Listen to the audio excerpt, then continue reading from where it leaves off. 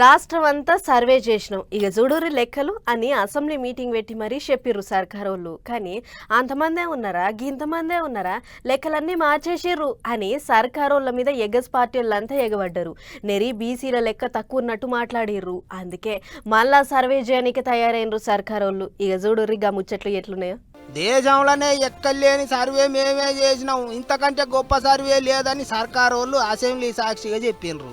Meeting పెట్టి బరాబర్ లెక్కలు గివే అని బల్లగుద్ది చెప్పిండ్రు.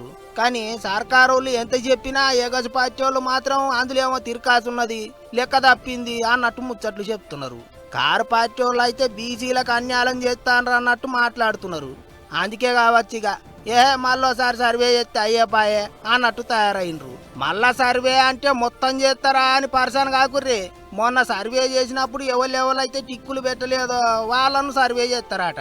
గదే సర్వేలో ముచ్చట్లు చెప్పని పబ్లిక్ 3% ఎక్కువనే ఉన్నారు అన్నట్టు చెప్పిండ్రు కదా. అగో వాళ్ళంతా ఇప్పుడు టిక్కులు పెట్టించుకోవచ్చు అన్నట్టు. అట్లనే కారు పార్టీ వాళ్ళు మాజీ మంత్రులు సర్వేలో వచ్చేదంతా పోయేదంతా ఏం చెప్పలేదని సీఎం సారి అసెంబ్లీలో నిలబడి గట్టిగా నిలదీసిండు.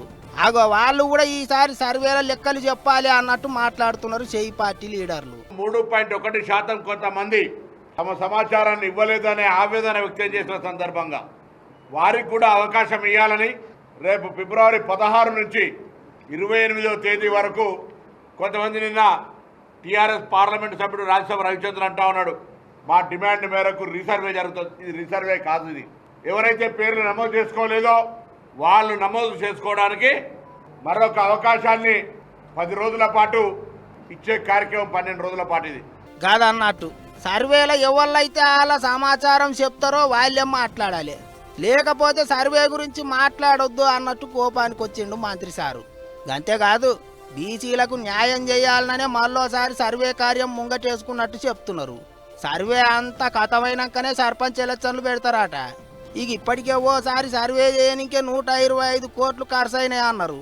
మరి ఈసారి తోడెమ్మంది అంటున్నారు కాబట్టి మళ్ళీ ఎన్ని ఖర్చు అవుతాయో అనుకుంటారు అందరూ. మరి గింత తిప్పల పడి ఒకసారి కాకపోతే ఇంకోసారి అన్నట్టు సర్వేలు చేస్తాండ్రు. ఏ పార్టీ అక్కడికి వస్తుందో ఏమో చూడాలి అనుకుంటారు ఇంతమంది పబ్లిక్.